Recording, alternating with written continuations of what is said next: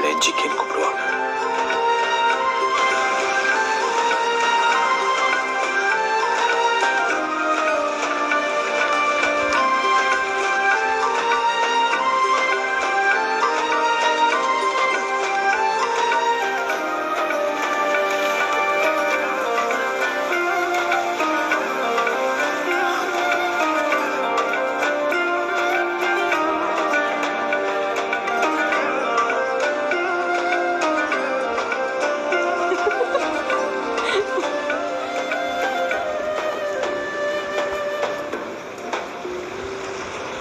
வந்துட்டார் காமராசர்.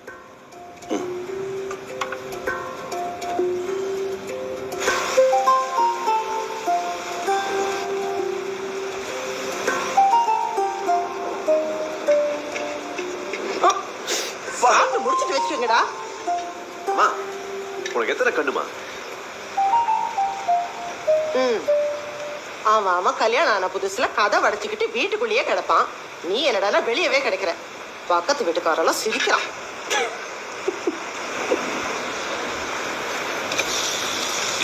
தனியா போய் இருங்கடான்னா அதையும் கேட்க மாட்டேன்ற. ஆமா நானா மாட்டேன்னு சொன்னேன். இந்தா வர மாட்டேன்னு பிடிவாதம் பிடிக்குது. இந்தா என் மவளை பார்த்து அது இதுன்னு பிஞ்சிரும் சொல்லிவிட்டேன். கூட்டிட்டு போறவன் சிங்கப்பூர் அமெரிக்கான்னு கூட்டிட்டு போனோம். படிச்சது மட்டும் எம்டெக்கு பிச்சடி. ஒரு 2 வருஷம் ஊரெல்லாம் சொல்லிட்டு தெரிஞ்சேன் என் மாவு பெரிய கம்பெனியில வேலை செய்யறான்னு. அதுக்குள்ள ஓடி வந்துட்டேன். அரக்க விவசாயம் பண்ண போறேன். அரக்க விவசாயம். 6வதுலயே 4 வாட்டி ஃபெயில் ஆன என் தாயே, அதுக்கு பேர் அரக்கு விவசாயம் இல்லை, ஆர்கானிக் விவசாயம். கம்பெனியில வேலை செய்யறதெல்லாம் ஒரு வேலையா? காலங்காத்தால காடை தேய்ச்சிட்டு உள்ள அடிச்சு கதவை சாத்திடுறானுங்க. இத்தனோண்டு சேர்ல நாளெல்லாம் கம்ப்யூட்டர் பார்த்து அப்படியே முதுகெலும்பு தேயுது. மணி அடிச்சா சோறு, ராத்திரி ஆச்சுன்னா கதவை திறந்து வெளியே விட்டுறானுங்க.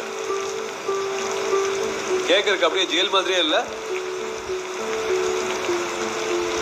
இங்க பாரு, நிம்மதியா காலையில போனோமா, நம்ம வயல்ல இறங்கி மனசெல்லாம் பூரிச்சு போய் வேலையை பார்த்தோமா, மத்தியானம் வயிற்று நிரப்பிட்டு மரத்துக்கு அடியில ஒரு தூக்கத்தை போட்டோமா, அப்படியே சாயந்தரம் ராத்திரி ஆற அந்த அற்புதமான காட்சியை பார்த்தோமா. ஆஹா ஆஹா, அந்த நேரத்துல மண் வாசத்தோட வீசுற அந்த காத்து அப்படியே கண்ணை மூடிட்டு அனுபவிச்சு பாரு.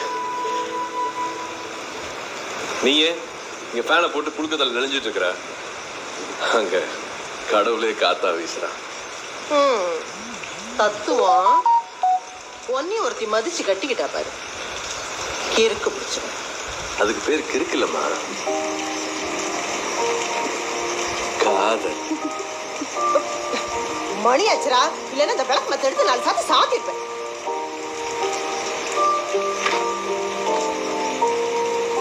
இந்தா கட்டையில போறேன். இந்த கருமத்துக்கு 20 ரூபா வாங்கிட்டான்.